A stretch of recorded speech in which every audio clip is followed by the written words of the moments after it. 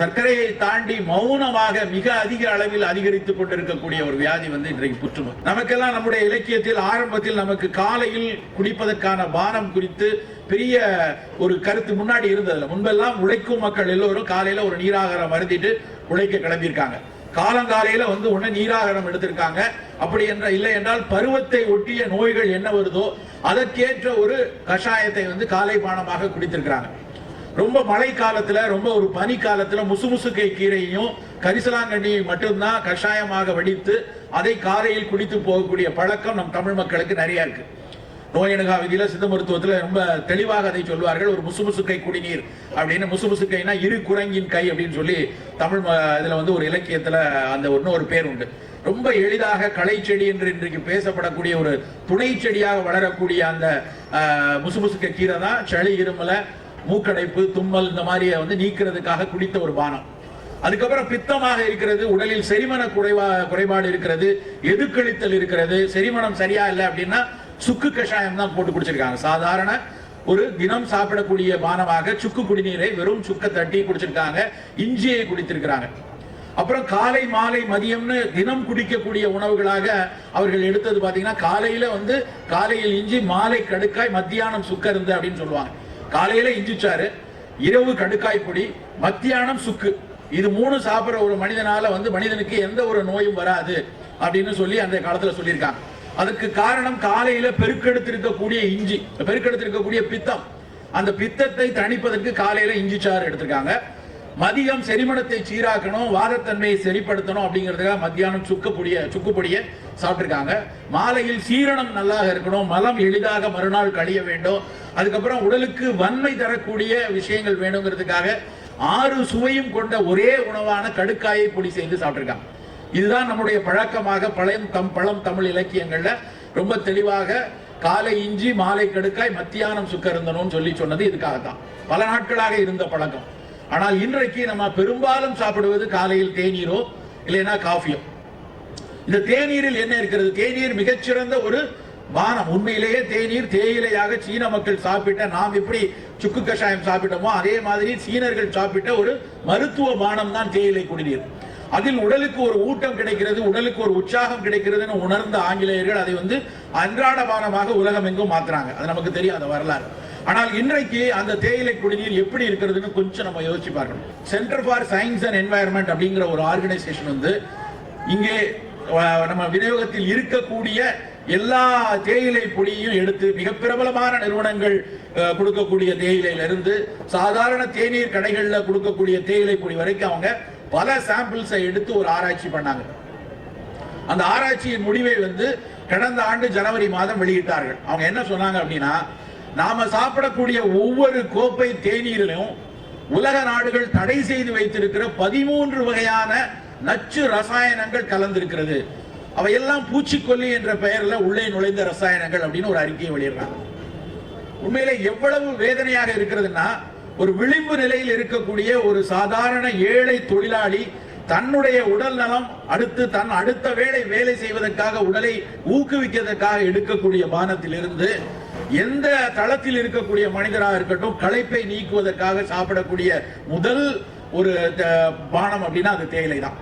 அந்த தேயிலையில இவ்வளவு ஒரு கொடூரம் நடந்து கொண்டிருக்கிறது. அது அந்த ரிசல்ட் வந்த உடனே ஒட்டுமொத்த பிரபல நிறுவனங்கள்லாம் போய் கூச்சல் அடித்தார்கள். நாங்கள்லாம் குட் மேனுஃபேக்சரிங் பிராக்டிஸ் பண்றோம், குட் அக்ரிகல்ச்சர் பிராக்டிஸ் பண்றோம், அப்படி எல்லாம் ரெசிடியூஸ்லாம் கிடையாது. நாங்க உடனடியாக அந்த ஆய்வை முன்னின்று செய்த டாக்டர் சுனிதா நாராயணன் அவங்க தான் கோக் பெப்சில நிறைய பூச்சிக்கொல்லி துணுக்குகள் இருக்குன்னு சொன்னாங்க.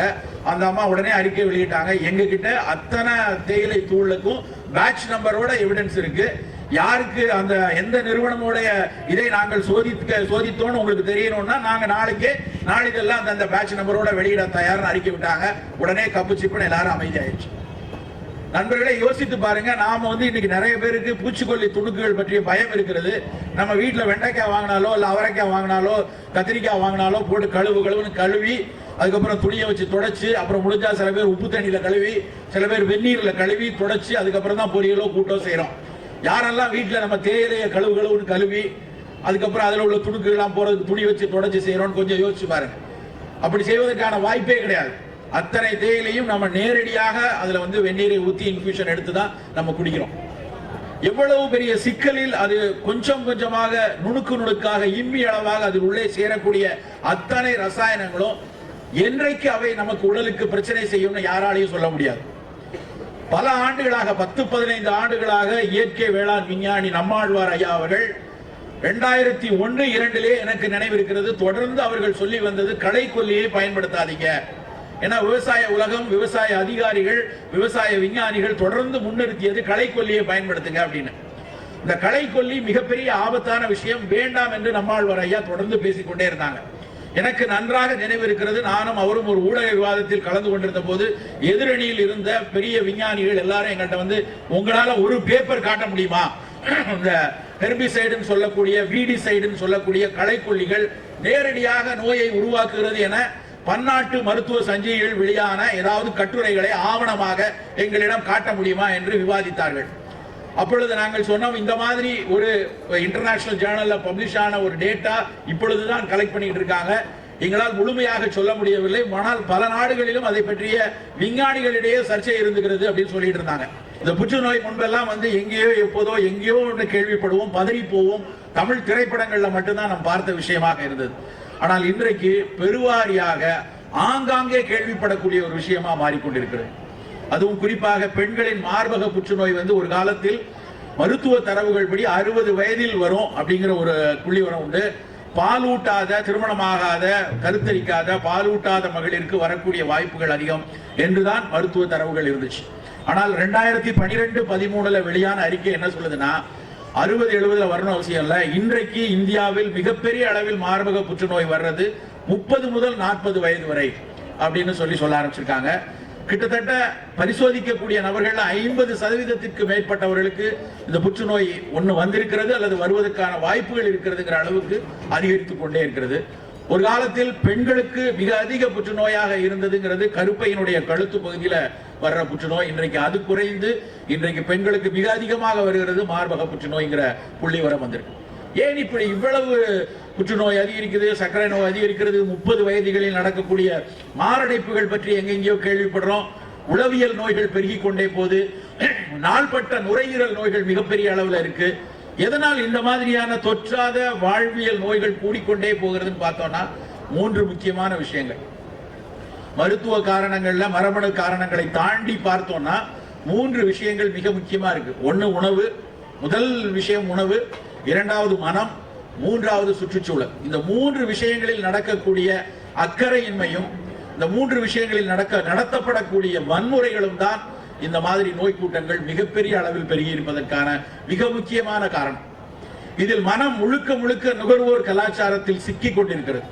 எது சந்தோஷம், எது களிப்பு, எது குதூகலம், எது மன மகிழ்ச்சியின் ஒருவித புரிதல் இல்லாமல் ஒட்டுமொத்தமாக மனம் நுகர்வோர் கலாச்சாரத்தில் சிக்கிக் கொண்டு யாரோ வணிகத்திற்காக இதுதான் சந்தோஷம், இதுதான் களிப்பு என்று வரையறுத்து சொல்லக்கூடிய விஷயங்களுக்குள்ள போய் முழுமையா நாம் சொருகி கொண்டு அதைத்தான் களிப்பு என்று பல்வேறு சிக்கலுக்கு நாமே வழிவகுத்துக் கொண்டிருக்கிறோம். சூழலில் நடக்கக்கூடிய வன்முறைகளை பார்த்தால் இன்றைக்கு நடக்கக்கூடிய இயற்கை பேரிடர் நம்மெல்லாம் பார்த்து மிக மிக வேதனைப்பட்ட காலம் சமீபத்தில் தான் நடந்துச்சு. அதையெல்லாம் இயற்கை பேரிடர் என்று ஒரு பக்கம் சொன்னாலும் அதில் பெரும்பாலும் அந்த பேரிடர்கள் நடந்ததெல்லாம் மனிதன் செய்த குற்றங்கள்னால. அதில் நடந்தக்கூடிய அத்தனை பிரச்சனைகளுக்கும் மனிதன் தான் பிரச்சனைக்காக இருந்தான். அப்படி இருக்கும்போது சூழலில் நடக்கக்கூடிய வன்முறைகளும் மனதில் அதனுடைய புரிதல் இல்லாமல் போனதும் மிக முக்கியமான காரணங்கள். அதை பற்றி வேறு தளத்தில் பேசலாம். நம் கையில் உள்ள விஷயம் அப்படிங்கிறது உணவு. உணவில் என்ன நடந்து கொண்டிருக்கிறது, எதை நாம் சாப்பிட்டுக் கொண்டிருக்கிறோம், எது நம் முன்னால் மிகச்சிறந்த உணவாக முன்னிறுத்தப்படுகிறது, இதையெல்லாம் கொஞ்சம் உதாசீனப்படுத்தாமல் உற்று பார்க்க வேண்டிய காலகட்டத்தில் தான் நாம் இருக்கிறோம். நாம என்ன நினைக்கிறோம்னா, எப்போவாது எங்கேயாவது தானே ஒரு துரித உணவை எடுத்துக்கொள்றோம், அது நம்மள என்ன செய்ய போகுது அப்படிங்கிற ஒரு மன எண்ணத்துல நம்ம ஓடிக்கொண்டே இருக்கிறோம். ஆனால் நமக்கு முன்னால் நிற்கக்கூடிய ஒவ்வொரு உணவுகளுக்கு பின்னாடி இருக்கக்கூடிய ஒவ்வொரு சிறு சிறு துளி துளி விஷயங்களை நாம கொஞ்சம் உற்று பார்த்தோமானால் எவ்வளவு ஒரு பெரிய இக்கட்டுக்குள் நாம் கொஞ்சம் கொஞ்சமாக சிக்கிக் கொண்டிருக்கிறோம் என்று தெரியும்.